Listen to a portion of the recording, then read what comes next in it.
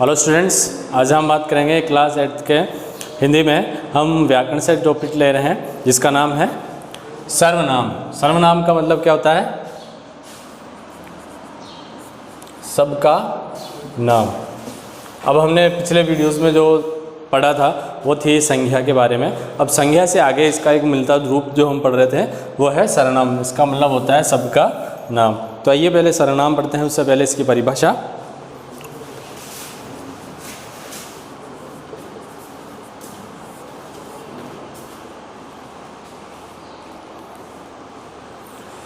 कि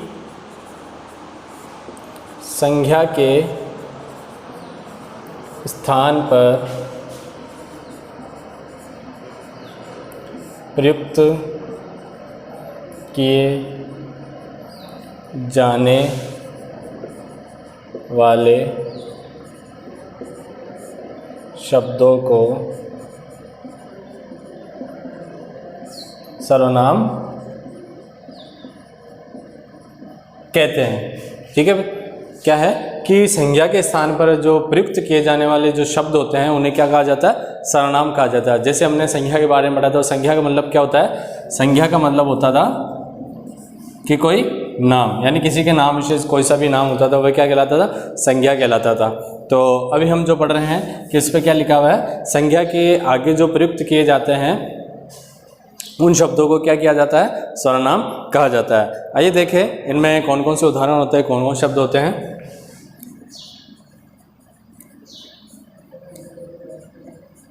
जैसे मैं, आप, तुम, यह, ये क्या है? इसके उदाहरण हैं। जैसे कि इन शब्दों का प्रयोग किया जाता है, जैसे संज्ञा शब्द होते थे तो संज्ञा के नामों के अलावा इन शब्दों का उसमें क्या किया जाता है? प्रयोग किया जाता है। जैसे हम कोई पाठ पढ़ते हैं, कोई कविता होती है या कोई हम पैराग्राफ होता है, तो उसमें देखते हो कि कोई जो पैराग्राफ शुरू होता है उससे पहले जो पद होता है जो उसमें देखा किसी का नाम होता है। अब नाम अगर उसी का जिक्र बार बार चल रहा है तो बार बार उसका नाम नहीं लिया जाता, उसकी जगह हम क्या करते हैं? संज्ञा शब्दों का प्रयोग करते हैं। तो आइए देखिए कि आखिर सर्वनाम शब्दों की आखिर हमें आवश्यकता क्यों पड़ी है।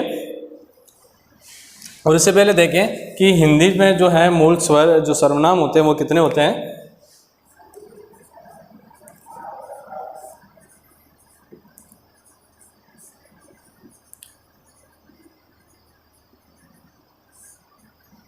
ठीक है, हिंदी में मूल जो सर्वनाम बताए गए हैं वो कितने हैं थे?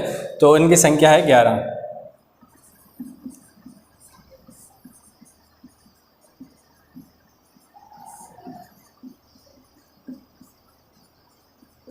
ठीक है, कौन कौन से हैं?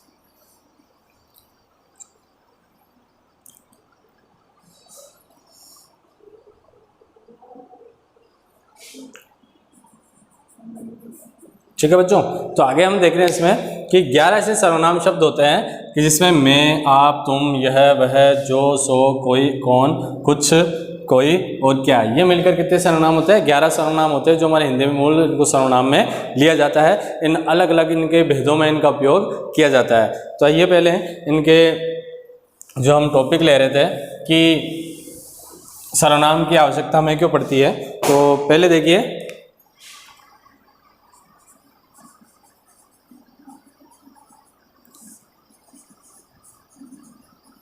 सर्वनाम की आवश्यकता। तो पहली चीज़ देखिए कि हम कई बार जो संज्ञा शब्द रहते हैं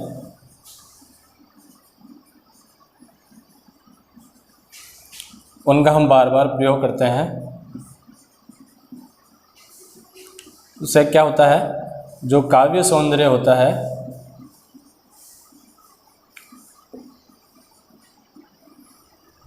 में बाधा। काव्य सौंदर्य यानी हम कोई भी जो चीज़ पढ़ रहे होते हैं साहित्य में, हम चाहे उसको एक निबंध ले लें, चाहे उसको कविता ले लें या कोई पाठ ले लें, जब उसको पढ़ रहे होते हैं संज्ञा शब्दों का अगर बार बार प्रयोग होगा तो उससे हमें क्या कठिनाई आती है, यानी उसके काव्य जो सौंदर्य होता है वो गलत हो जाता है। तो देखिए जैसे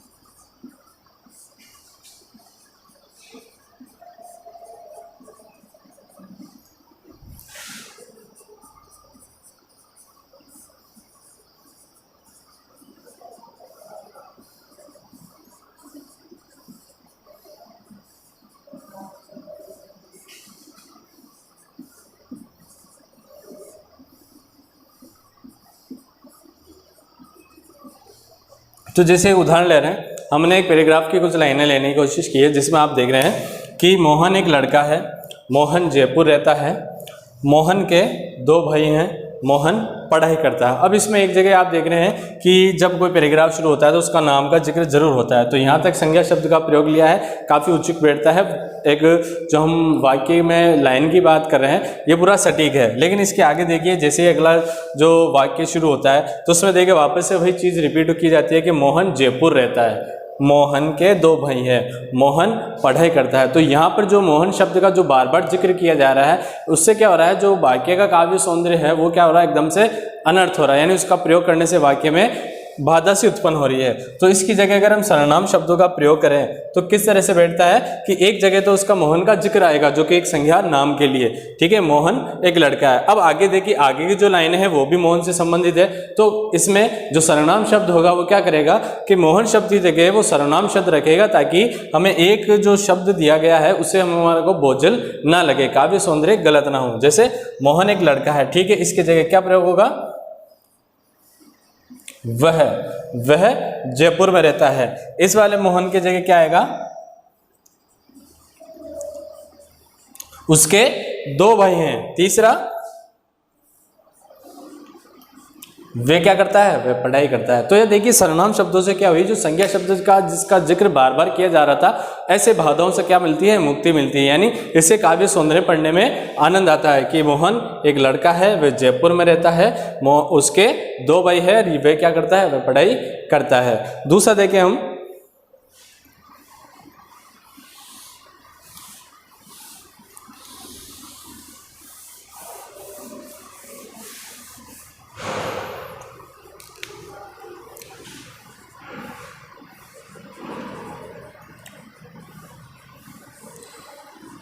सर्वनाम के द्वारा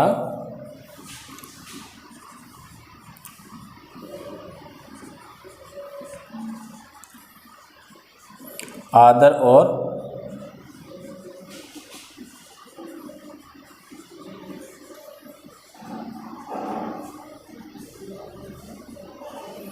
कि सर्वनाम शब्दों के द्वारा हम आदर और अनादर शब्द भावों को भी प्रकट कर सकते हैं, शब्दों को प्रकट कर सकते हैं। जैसे इसमें देखें,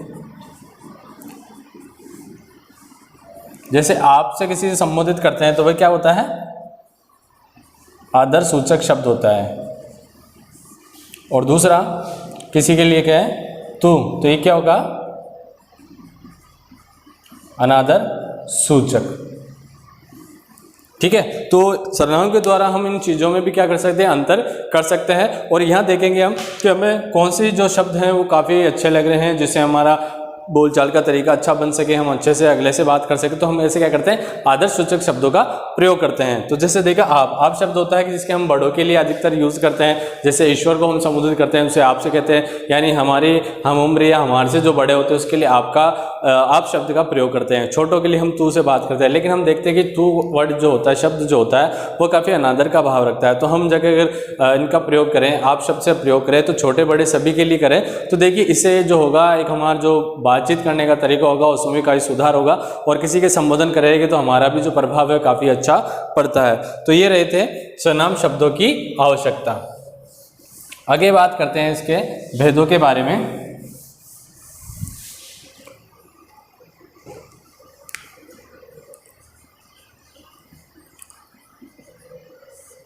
सर्वनाम के भेद, ठीक है, कितने होते हैं? 6 भेद होते हैं। पहला,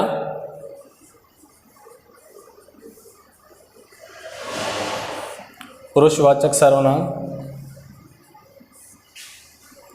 दूसरा, निश्चयवाचक सर्वनाम।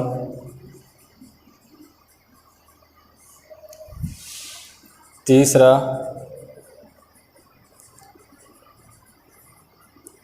अनिश्चयवाचक सर्वनाम। तीसरा हो जाएगा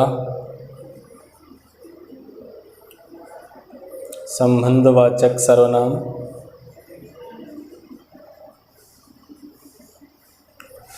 पांचवा हो जाएगा प्रश्नवाचक सर्वनाम।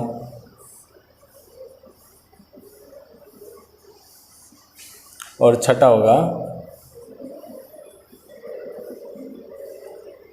निजवाचक सर्वनाम।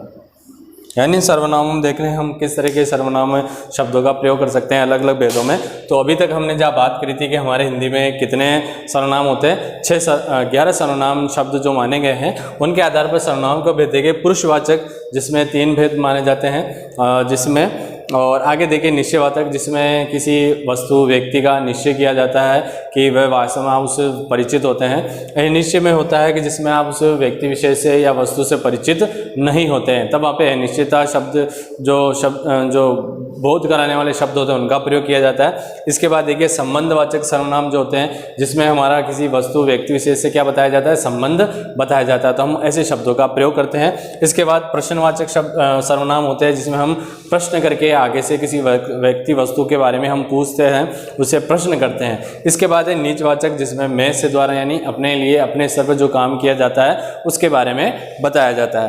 तो हम पहला इसका भेद के बारे में बात करते हैं, पुरुषवाचक सर्वनाम की।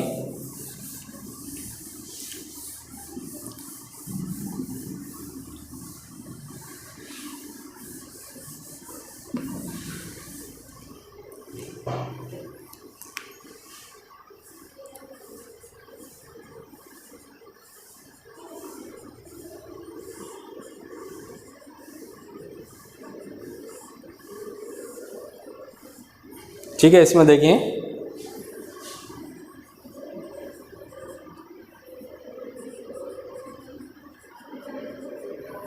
जो सर्वनाम शब्द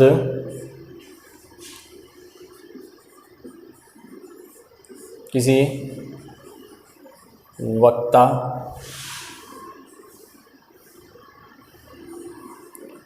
श्रोता व अन्य का बोध कराए,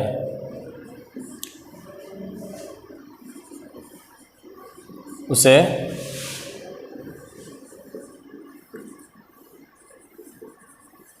पुरुषवाचक सर्वनाम कहते हैं।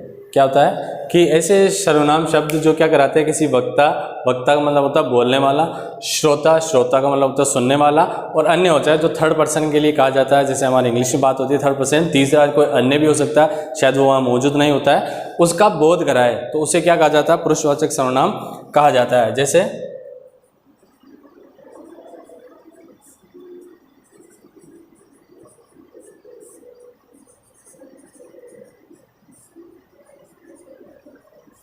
ठीक है। तो देखिए इसमें जैसे 3 पर्सन है हमारे यहाँ, जैसे 3 पुरुष हैं, जिसमें हम देखें उसने यानी कोई अन्य व्यक्ति है, मुझे यानी जो वक्ता है यानी कहने वाला है, और तीसरा है तुम यानी जो हमारे सामने होता है यानी श्रोता जो सुनने वाला होता है। देखिए आगे हमने जो उदाहरण लिए इसी के आधार पर जो हमारे पुरुषवाचक सर्वनाम है उसको 3 भागों में बांटा गया है।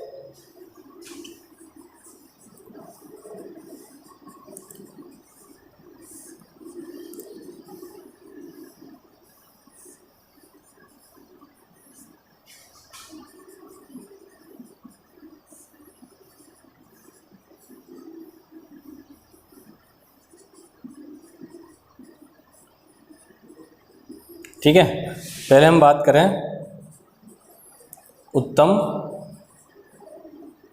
पुरुषवाचक सर्वनाम। अब देखिए उत्तम पुरुषवाचक सर्वनाम में क्या होता है, कैसे शब्द जो होते हैं प्रयोग में आते हैं, कौन से सर्वनाम शब्द होते हैं, मैं और हम। ये क्या होते हैं, यह वक्ता यानी जो कोई वाक्य कह रहा होता है वो होता है। इसमें मैं हम यानी कई सारे जो होते हैं कि एक साथ काम करते हैं या एक साथ अगर किसी बात का जिक्र करते हैं तो हम सबसे प्रयोग करते हैं। तो ठीक है, इसमें वक्ता यानी मैं आ गया, हम, तो ये हो गया उत्तम पुरुष में। दूसरा इसका देखें मध्यम पुरुषवाचक सर्वनाम। ठीक है, इसमें कैसे सर्वनाम शब्दों का प्रयोग होता है, तुम और आप, ये होता है जो हमारे श्रोता होते हैं उनके लिए प्रयोग किया जाता है। जैसे कि आप कोई बात कह रहे हैं तो अगला कोई सुनने वाला तो होगा ना, तो उसके लिए जो होता है कि तुम या आप से संबोधित करते हो तो वह हमारा श्रोता होता है, नहीं मध्यम पुरुषवाचक सर्वनाम। और तीसरा देखें इसका अन्य पुरुषवाचक सर्वनाम। तो इसमें कौन से सर्वनाम शब्द का प्रयोग होता है, वह या उसका। ये हमारे अन्य जो होते हैं यानी इसको इंग्लिश में कहा जाए थर्ड पर्सन के लिए इसका क्या किया जाता है, इसका उपयोग किया जाता है। तो देखा इसमें कि हमारे जो पुरुषवाचक सर्वनाम है इसके भी कितने भेद होते हैं, 3 भेदों का जिक्र किया जा रहा है। तो इसमें पहले उत्तम पुरुषवाचक है जिसमें मैं हम जैसे वक्ता के लिए प्रयोग किया जाता है। दूसरा हम बात करें मध्यम पुरुषवाचक सर्वनाम जिसमें तुम या आप श्रोता के लिए संबोधित करने के लिए कहा जाता है। तीसरा होता है अन्य पुरुषवाचक सर्वनाम, वह उस जो अन्य व्यक्ति के लिए कहा जाता है। जैसे कि हमारे सपोज करते हैं कि 2 व्यक्ति होते हैं, तो एक वक्ता होता है एक श्रोता होता है, लेकिन वो किसी अन्य व्यक्ति के बारे में बात करते हैं कि उसने ऐसा कहा था, वह ऐसा है। तो यानी ये शब्द हमें परिचय कराता है कि ये कौन सा है, ये उत्तम जो अन्य पुरुषवाचक सर्वनाम के अंतर्गत आते हैं। आगे हम दूसरे सर्वनाम की बात करते हैं।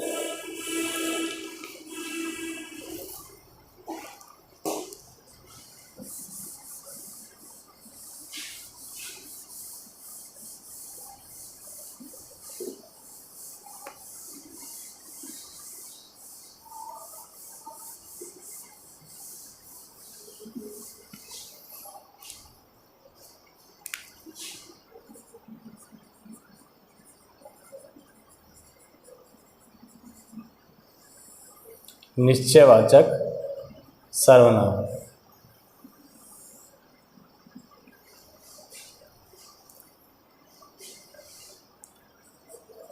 इसकी परिभाषा है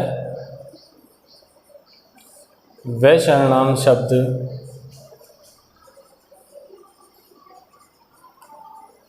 जो किसी व्यक्ति, वस्तु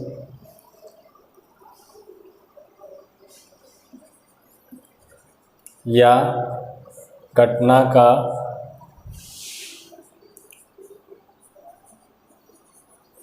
निश्चित रूप बताते हैं,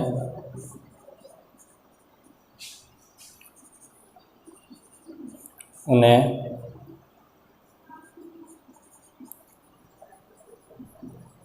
निश्चयवाचक सर्वनाम कहते हैं।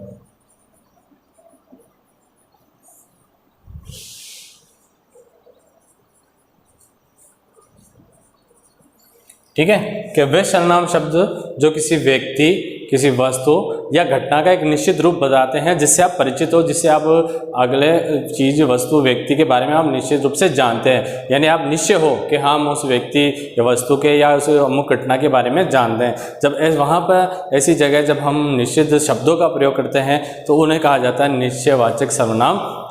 तो देखिए आगे उदाहरण देखें इसमें।